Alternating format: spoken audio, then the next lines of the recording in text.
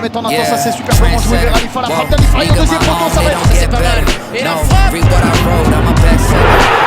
Siani, ça passe. T'es jamais venu ici, Rob?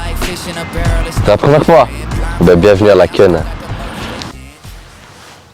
Ok. On va où? Là, on va au Square Prince Léopold. C'est le parc, un des parcs juste à côté de chez moi, là où j'ai commencé le foot, on va dire. Ça, c'est mon Premier goal, je crois, sous les couleurs du RWDM. Ouais, à l'Omel. Ouais, à l'Omel. Et en plus, ça aussi, un match important. Ouais, ça aussi, c'est un beau goal. C'est le premier ou c'est le deuxième que tu as? C'est le premier. Donc c'était important, ça Ouais. débloque la situation. C'est mon deuxième match, ça. Ça, c'est la semaine passée. Ça, je pense, c'est le plus beau, beau. ça. Ça, c'est le plus beau goal que j'ai mis, je crois, dans ma carrière. Ouais? Ouais, je pense. T'as ressenti quoi à ce moment-là? Ah, j'étais content. Surtout que là, c'était 1-1 dans un match fermé, assez fermé. Et le fait d'avoir marqué là, le 1-2, je pense que ça a libéré l'équipe aussi. Hein. Et quand tu vois la frappe partir, c'est là que tu voulais la mettre? Ouais, c'est. Ouais. Je voulais vraiment croiser ma frappe. Et du coup, c'est réussi, elle va en lucarne en plus. Elle est magnifique. Ça, c'est le goal contre le Lire, ça. C'est le 2-0, je crois, je mets. Mais là, je suis content parce que j'ai l'impression de tuer le match. Tu vois? En plus, il y avait une belle ambiance et tout. On enchaînait les victoires à ce moment-là, donc c'était bien. Ah, ce goal aussi, open. Ce goal aussi m'a donné beaucoup de bonnes émotions. Parce que c'était un match important contre une bonne équipe. Je crois en plus dans ce match-là, t'avais déjà eu une ou deux frappes avant. Ouais, Elle que passe j'avais pas loin raté. à côté. Ouais. Et celle-là, c'est un peu la même et elle rentre. Et en plus, dans ce match, je mets un assist aussi pour Gaëtan. Ouais. On gagne 2-1, je crois. Ouais. Ah, ce goal. En fait, j'ai mis des goals. Des beaux goals quand même. Hein. En un temps. Ouais, celui-là aussi, il est beau. Ah, en fait, ça se tape avec le Coren, celui-là. Parce que celui-là, je regarde pas le goal, je frappe direct. Il est important aussi pour Ouais. ça, Zult. Bah, c'est Zult aussi. Hein. Et du coup, là, t'as déjà. T'as joué 13 matchs, je crois, pour le RWDM. Et t'as déjà égalisé, on va dire, ton record de stats dans ce que t'avais fait dans tes 60 premiers matchs. Et tu ressens quoi par rapport à ça? Ça te procure quel sentiment? Bah, je suis heureux, la vérité. Hein. Parce que au jour d'aujourd'hui, les stats, ça fait vivre un joueur. Tu peux être bon sur le terrain, si t'as pas de stats, les gens ils diront il est bon sur le terrain, mais il apporte rien, tu vois. Donc là, je pense que c'est aussi, on va dire, comment je peux dire ça? C'est une récompense aussi, puisque derrière tout ça, j'ai quand même beaucoup travaillé, le fait d'avoir des stats. C'est vrai qu'avec le standard, c'était compliqué pour moi de faire des stats, on va dire, dans cette équipe. Mais cette année, quand je suis arrivé ici au WDM, la première chose que je me suis dit cette année, tu vas tout faire pour avoir des stats. C'est ce que pour l'instant j'arrive à faire, donc tant mieux. Et tu t'attendais à ce que ça aille aussi vite dès le début, Non. comme ça, Non. 6 buts, 7 assists? Non, je pensais pas que. Ben là, c'est quasiment une stat par match. Ça veut dire que je suis passé de rien à tout, on va dire. Donc pour moi, c'est très encourageant. Et ça me procure la vérité, ça me procure des bonnes émotions. Que ce soit personnel ou aussi par rapport au collectif, parce que je me dis que j'aide l'équipe et ça me fait plaisir.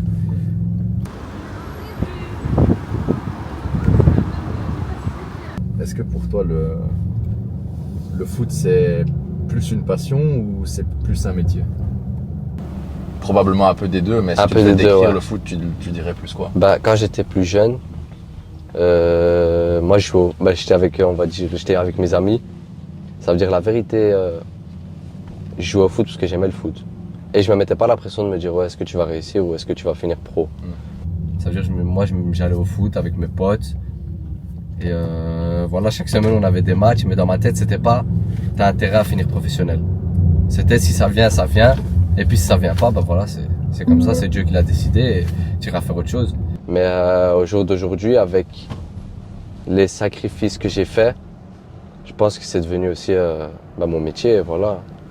Je dois vivre de ça.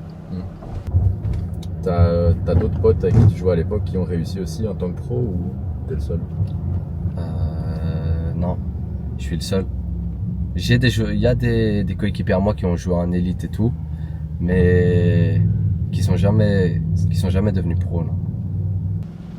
Ça doit être une fierté aussi, non? Ouais, surtout que quand j'étais plus jeune, moi, j'ai pas été dans des grands clubs. J'ai joué en provinciaux ici à Bruxelles, moi. Et c'est plutôt ça ma fierté. C'était D'avoir commencé en bas et d'avoir jamais connu le haut niveau en étant plus jeune et d'avoir fini là où je suis. T'avais déjà joué à l'époque contre Molenbeek, du coup, il y a 2 ans, il y a 2 saisons. Ça t'avait laissé quoi comme impression quand t'es venu au McTens? La vérité, j'avais bien aimé. Parce que déjà, c'était un stade avec du bon public. C'est ma ville. Et puis, moi, je me disais que jouer à EDM, déjà à ce moment-là, je me disais pourquoi pas. Et puis, j'en avais parlé avec mes agents et tout. Mais comme j'allais signer au Standard, ils m'ont dit que si le REDM ça pouvait être une option pour nous, à ce moment-là, pourquoi pas. Mais vu que là j'étais déjà en prêt de l'Union et que j'allais signer au REDM, bah. Ok. Au Standard, tu veux. Ouais, voilà. Mais après, une fois que la saison passée elle s'est terminée, que mes agents m'ont dit que le REDM ça pouvait être une option, j'ai pas cherché à réfléchir, hein, je vais pas vous mentir. Ok. Mets-nous un son, le genre de truc que t'écoutes avant un match ou quoi qui te chauffe. T'écoutes quoi, toi, rap bruxellois? Le rap français. Rap français? Ouais.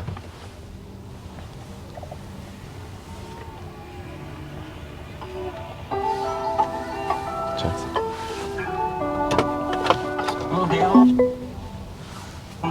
Quand on coule, ça t'arrange. Le problème, c'est qu'on est là et que sans nous, c'est le néant. C'est le néant. Un solitaire dans l'âme, je me suis demandé plusieurs fois, mais comment je pourrais me séparer d'eux.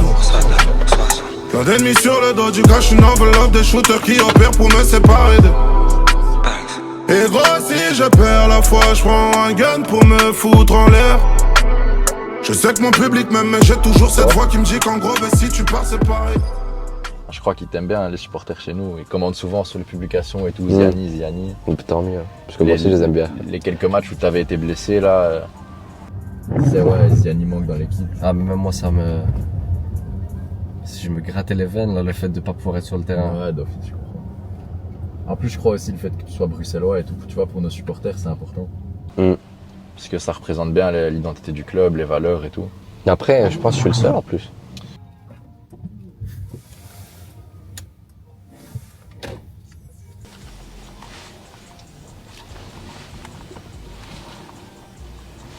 Tu vois, quand j'étais plus jeune, quand on venait jouer au parc avec mon cousin, avec tous les gens de mon quartier et tout, ici, on avait toujours 2 € lui et moi. C'est mon père qui me donnait. Tous les jours on venait, on prenait, je crois, parce que les bonbons c'était 10 cents. On prenait, je crois, 20 ou 30 bonbons et on tuait ça. Et des glaçons aussi, on prenait des glaçons pendant l'été. Et on partait jouer toute la journée au parc. Moi, c'était bien.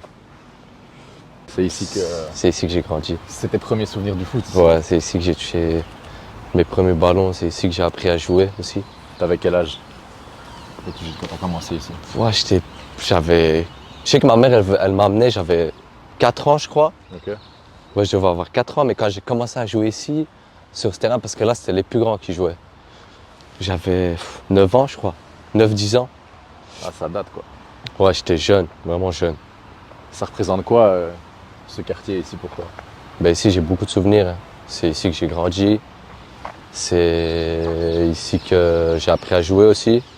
Et c'est ici que j'ai aimé le football, on va dire. Ouais. Parce que j'étais là tous les jours. J'étais là, dès que je finissais l'école, je venais ici jusqu'au soir.